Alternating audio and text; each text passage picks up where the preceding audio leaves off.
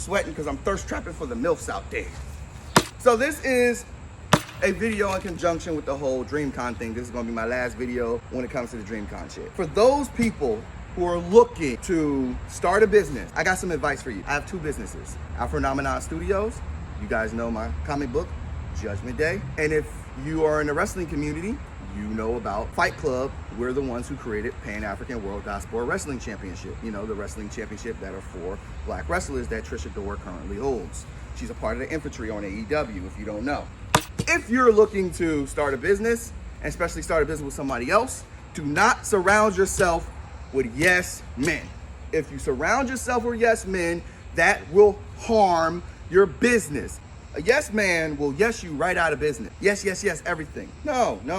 I'm gonna give you two stories, two examples. For my comic book Judgment Day, as you guys can see, it's a mixture of like Samurai Jack, American cartoons, and anime. Originally, what I wanted to do just to go ahead and do manga straight up. And my girlfriend, she would have just done that, right? She would have just did the whole manga thing, but not only would she had been super uncomfortable doing it, the art would have suffered. So, because when I said I want my characters to look like this, this, and this, she said, you know what? We're gonna freak it a little bit. And she gave me this.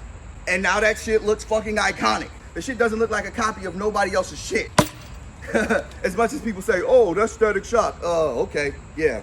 Show me Static Shock giving out hands the way Anarchius does.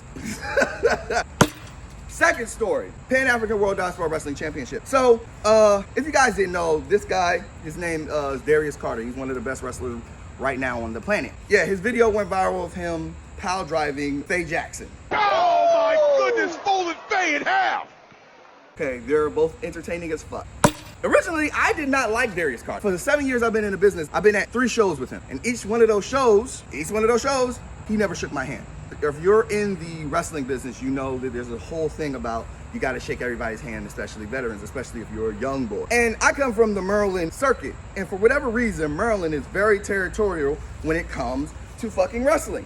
So I came up in that system and he's from more up north. So I didn't like him. He wouldn't shake my hand. There was this one time me and my tag team partner at the time had this really shitty fucking mat and they just threw that shit together. They gave us these 2 guys we didn't even know. And you're gonna work people you don't know. We were supposed to be working these other people we know, but they didn't show up. For whatever reason, the match came out very fucking shitty. And then at the end of the match, Darius, he gave us critique. It was constructive criticism, but it was very asshole-ish. And I didn't like that. So from that point on, I didn't really like the guy. He never shook my hand, never gave me eye contact. Not even the day that the Pan-African World Diaspora Wrestling Championship became an official world title according to PWI. At some point, he had a match with Trisha Dora.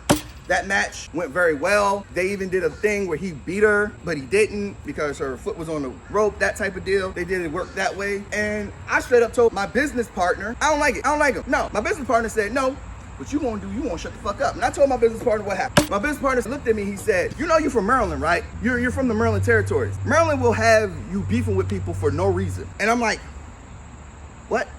He's like, I'm gonna book him. And he booked him, right? I got a chance to get in the room with this guy again. He shook my hand when we booked him. And I got a chance to sit and listen to him, listen to his ideas, and realize that, you know what? The culture that raised me in wrestling in Maryland is so fucking territorial. I was the one being toxic in that whole situation. The guy's a cool ass motherfucker. He's not an asshole. And I'm being worked by his persona in ring and how he carries himself, that's just who he is. But I realized that was not him, it was me. And my business partner, if my business partner had been a yes man, we would not be booking one of the best wrestlers on the planet right now. Because I would have just carried on. I don't like that guy because of how, you know, he never shook my hand. The belt thing was going on. And then now my belt, everybody wants my title. And he wants my title. And he thinks he's the one that's the goodest for the culture and stuff like that. Nah, fuck that dude. My business partner told me to shut up. I met the guy. I actually got a chance to actually have a conversation and talk to the guy.